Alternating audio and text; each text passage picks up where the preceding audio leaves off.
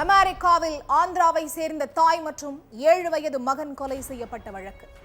தொழில்நுட்ப அறிவை பயன்படுத்தி கொலை செய்ததற்கான தடயங்களை அழித்த காக்னிசன்ட் நிறுவனத்தின் ஊழியர். லேப்டாப் இரத்த துளியால் சிக்கிய கொலையாளி. 8 ஆண்டுகளுக்கு பிறகு வெளியான மர்மம். தாயையும் மகனையும் கத்தியால் கொடூரமாக குத்தி கொன்றுவிட்டு கொலையாளி இந்தியாவிற்கு தப்பி வந்தது ஏன்? கொலையாளியை நெருங்கியதா காவல்துறை? பின்னணி என்ன?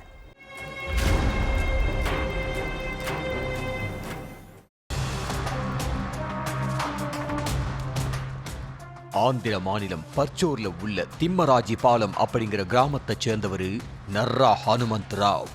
இவரோட மனைவி சசிகலா. இந்த தம்பதிக்கு 7 வயசுல அனிஷ் சாய்ங்கிற மகன் இருக்கான். ஆந்திராவில் உள்ள தனியார் நிறுவனத்துல வேலை பார்த்துக்கிட்டு இருந்த நர்ரா ஹனுமந்துக்கு அமெரிக்கா நியூ ஜெர்சியில இருக்கிற பிரான்ச்ல டிரான்ஸ்பர் கிடைச்சிருக்கு. அதனால குடும்பத்தோட அமெரிக்காவுக்கு போன நர்ரா ஹனுமந்த் மேப்பிள் ஹேடில்ங்கிற பகுதியில் உள்ள ஃபாக்ஸ் மேட்டோ அப்படிங்கிற அடுக்குமாடி குடியிருப்புல குடும்பத்தோட வாழ்ந்துட்டு இருந்திருக்காரு. வழக்கம் போல 2017 மார்ச் 23ஆம் தேதி ஆபீஸுக்கு கிளம்பி போன நர்ரா ஹனுமந்த் இரவு வீடு திரும்பி இருக்காரு. அப்போ வீட்டு கதவு திறந்தபடி கிடந்திருக்கு. வீட்டுக்குள்ள மனைவி சசிகலாவோ மகன் அனிஷாயோ கத்தியால குத்தப்பட்டு ரண கொடூரமா உயிரிழந்து கிடந்திருக்காங்க. மனைவியையும் மகனையும் ரத்த வெள்ளத்தில் இருந்ததை பார்த்து நிலை குலைஞ்சு போன நர்ரா ஹனுமந்த் அமெரிக்க போலீஸுக்கு இன்ஃபார்ம் பண்ணி இருக்காரு. ஸ்பாட்டுக்கு வந்த போலீஸ்காரங்க தாய் மகன் சடலத்தை கைப்பற்றி பிரேத பரிசோதனைக்கு அனுப்பி வச்சாங்க. அடுத்து வீடு புகுந்து தனியா இருந்த தாயையும் மகனையும் கொலை செஞ்சது யாருன்னு கண்டுபிடிக்க விசாரணையில இறங்கின போலீஸ்காரங்களுக்கு நர்ரா ஹனுமந்த் மேல சந்தேகம் வந்திருக்கு. மனைவியையும் மகனையும் இவரே கொலை பண்ணிட்டு ஆக்டிங் பண்றாரோங்கிற சந்தேகம் எழுந்ததால அவர்கிட்ட கிடுக்குப்பிடி விசாரணை நடத்தினாங்க. அதே நேரம் சசிகலா அனிஷாய் கொலை செய்யப்பட்ட இடத்துல உள்ள ரத்த மாதிரிகளையும் கைப்பற்றி DNA டெஸ்டுக்கு அனுப்பி வச்சாங்க. ஆனா வீட்ல இருந்து கலெக்ட் பண்ண டிஎன்ஏவும் நர்ரா ஹனுமந்தோட டிஎன்ஏவும் ஒத்து போகாததால அவர் குற்றவாளி இல்லைன்னு உறுதியாச்சு. அப்ப உண்மையான கொலையாளி யாரு?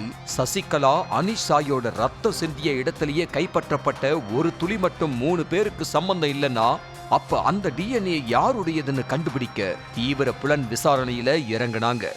ஆனா கிட்டத்தட்ட 6 மாசத்துக்கு மேலாகியும் குற்றவாளி யாருன்னே கண்டுபிடிக்க முடியல.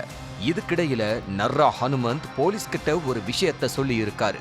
அதாவது தான் கூட வேலை பார்க்கிற சக ஊழியரான ஹமீத் கூட பிரச்சனை ஏற்பட்டதாவோ, அதனால என்ன பழி வாங்கறதுக்காக தன்னோட மனைவியையும் மகனையும் கொலை பண்ணி இருக்க வாய்ப்பு இருக்குன்னு சொல்லி இருக்காரு.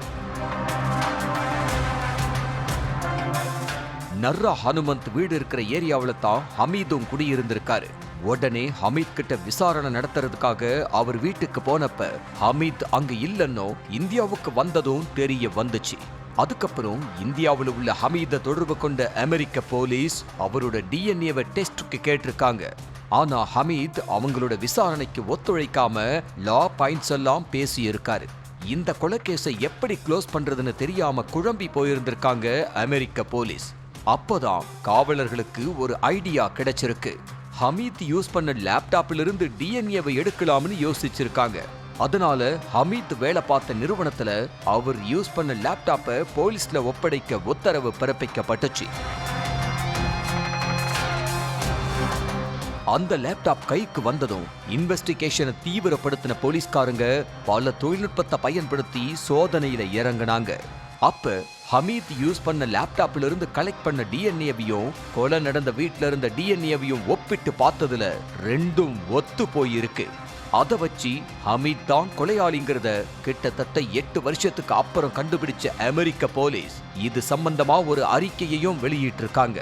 அதுல ஹமீத் இப்போ இந்தியாவில் இருக்கிறதால அவரை அமெரிக்காவில் ஒப்படைக்கணும்னோ, அதே போல ஹமீத் இருக்கிற இடம் யாருக்காவது தெரிஞ்சா உடனே தகவல் தெரிவிக்க வேணும்னோ அமெரிக்க காவல்துறை அதிகாரிகள் இந்திய வெளியுறவுத்துறை கிட்ட கேட்டிருக்காங்க.